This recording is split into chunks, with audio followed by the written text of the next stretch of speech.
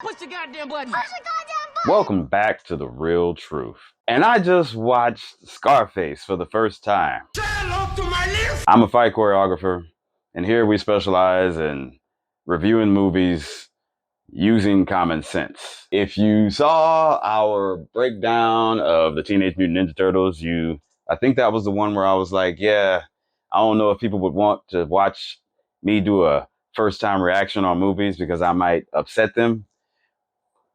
Welcome to my review of Scarface.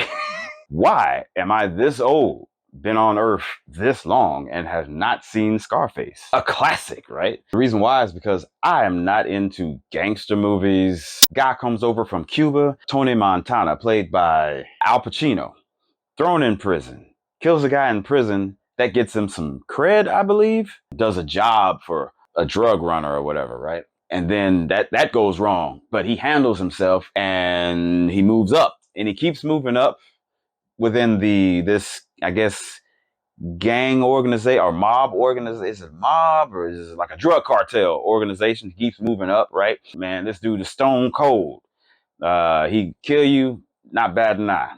You can get killed right next to him, and even though he's supposed to be next, he still is like, bring it on, Chico, or whatever. I don't know. And he eventually becomes this, I guess, mob boss or drug cartel leader guy. Eventually, he's gunned down in the end. That's Scarface. Sex, drugs, and was there rock and roll? Sex and drugs and guns and money. Scarface. That's what it's about. I didn't like it because I'm not into gangster. I'm not into those types of movies. What did I like about this movie, though? Ernie. There is a character named Ernie. Starts off working for the crime boss that Tony Montana is working for. But he's like his right-hand man, and Tony Montana's like making his way up the ladder. And when Tony Montana turns on the crime boss and kills him, Ernie is in the room watching all this go down. And Ernie is sweating bullets, boy. And right before there's 3 people in the room. They kill 2 of them. Ernie's left.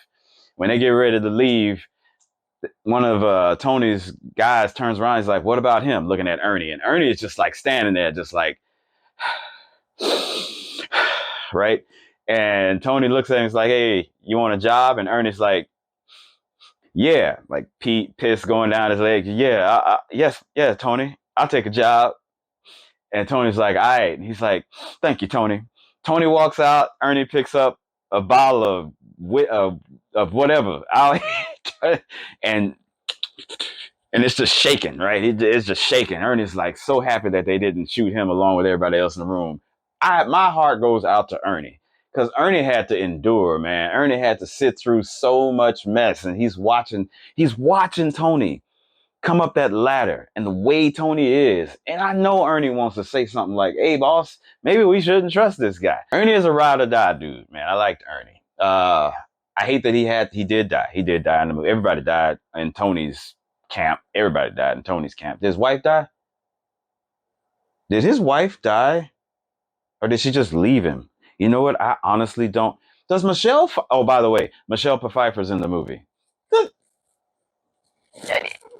Did she just leave? Okay, I know there's a scene where she leaves.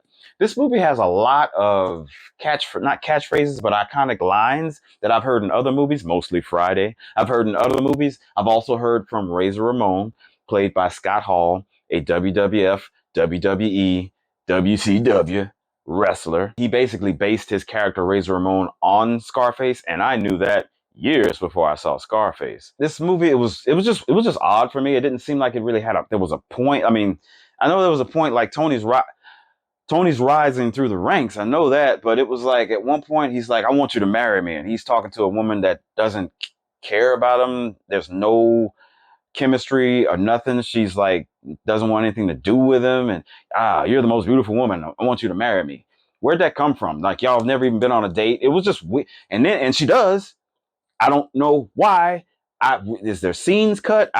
It's just one day it's like, yeah, sure.